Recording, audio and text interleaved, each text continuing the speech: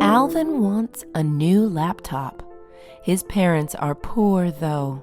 His mom recently lost her job. His dad recently quit his job. Alvin knows that he can't ask his parents for a laptop. He decides to ask his rich Uncle Todd. He drives over to Todd's house. Todd's house is beautiful. It has 3 stories. There is a chandelier on the ceiling. There are expensive paintings all over the place. There are 5 bedrooms and 4 bathrooms. Alvin wishes he could live there. Todd offers him something to eat. Alvin says, "No thanks, I already ate." Todd asks him why he is coming.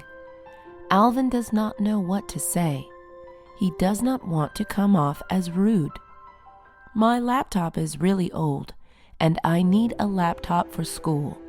I would ask my parents, but they don't have jobs anymore," Alvin says. "I understand," Todd says. Todd takes out $800 from his wallet and gives it to Alvin.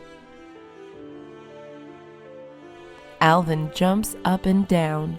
He has never felt so happy in his entire life. His mom asks Alvin why he is so happy. Alvin does not say anything. He doesn't want to make his mom feel bad. Daniel was addicted to coffee. He drank 2 cups in the morning and 3 in the afternoon. He can't think or do anything without coffee. His mom wanted him to stop drinking coffee. She decided to throw out all the coffee and give him milk. Daniel was so mad. "Mom, I can't go to school without coffee," Daniel said. "This is for your own good," his mom said. Daniel went to school. He was cranky and tired without coffee. He didn't want to talk to his friends or pay attention in class. His teachers kept waking him. They told him to go to the nurse's office. Daniel went to the nurse and asked for coffee. She laughed at him. She said that he needed to drink less coffee, but not stop completely. She told him to drink 4 cups a day, then 3, and eventually he won't need coffee. Daniel told his mom what the nurse said. "But that means I have to buy coffee again." Daniel laughed at his mom. Daniel and his mom went to the market to buy some good coffee. Daniel did what the nurse told him to do. It was much easier to drink less coffee than none at all.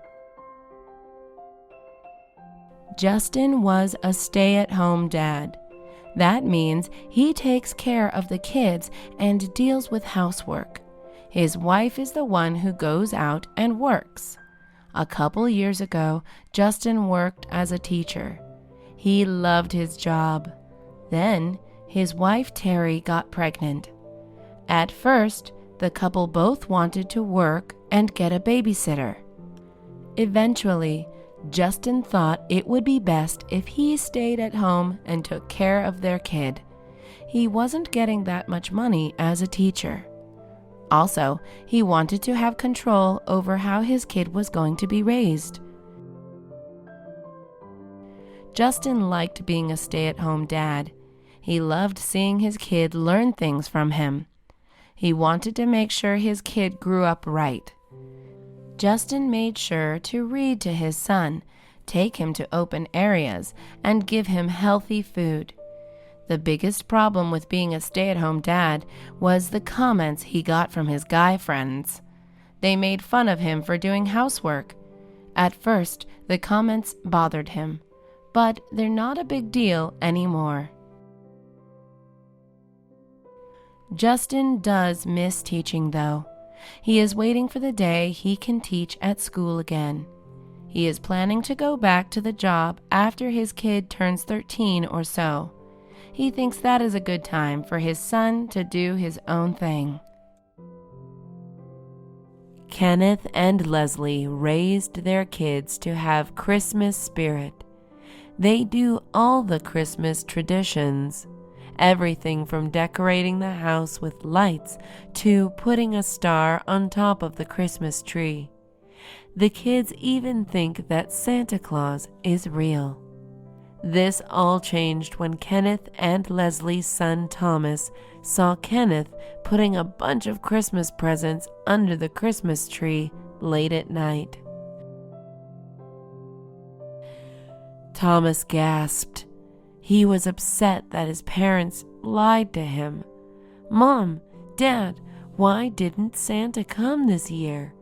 I saw you two putting gifts under the tree," he said. Kenneth and Leslie looked at each other with worries. "Well, son, the truth is, Santa didn't have time to put them under the tree, so he gave them to me and your mom," Kenneth said. Leslie was impressed with her husband's ability to come up with a lie so quickly.